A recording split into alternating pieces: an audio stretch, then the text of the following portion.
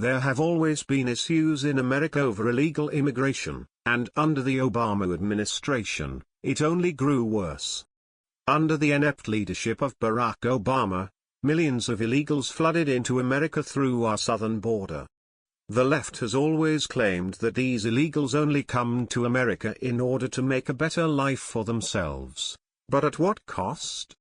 These illegals entering the country are quickly placed on taxpayer-funded welfare and are a drain on American resources. However, that is all about to change after what Department of Homeland Security Secretary John Kelly just said to Congress. One of President Trump's major campaign promises was that he was going to crack down on illegal immigration, and he has not backed down. Trump has been busy looking into ways to build the wall along our southern border, as well as having ICE deport thousands of illegals plaguing cities across the country. Another promise Trump made was that he promised to overturn former President Barack Obama's 2012 Deferred Action for Childhood Arrivals amnesty program. However, after Trump was elected, he appeared to backpedal on the issue, much to conservatives' chagrin.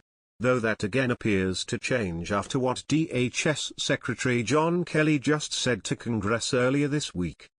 Kelly informed members of Congress that the Trump administration may not defend the controversial program from future legal challenges.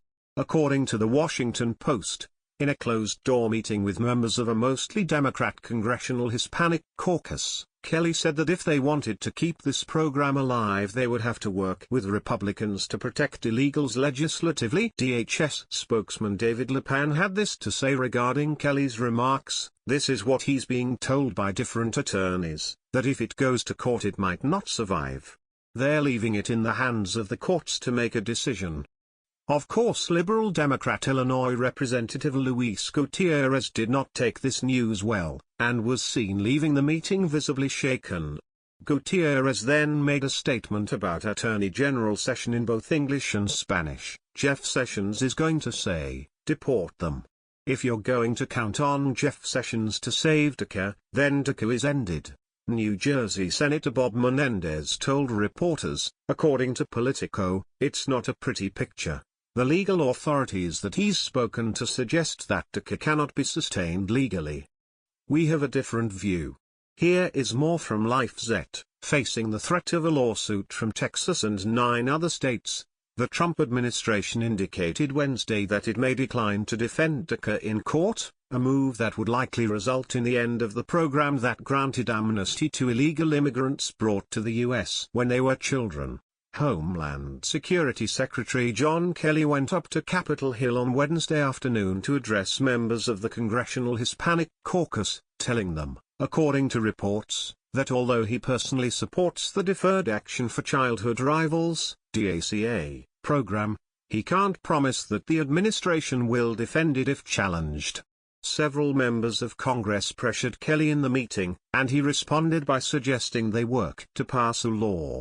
Senator Bob Menendez of New Jersey, a Cuban-American and a Democrat, told reporters after the meeting, "It's not a pretty picture.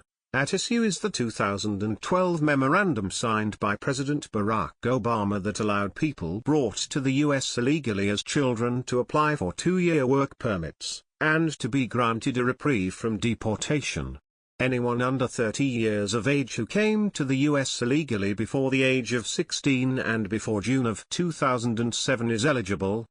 The program was referred to by critics as a blanket amnesty, as it has effectively legalized more than 750,000 people who have been granted DACA status. These people have been able to live and work in the U.S. as though they were legal residents. The Pew Research Center has estimated that another 1 million people already in the U.S. may qualify for DACA.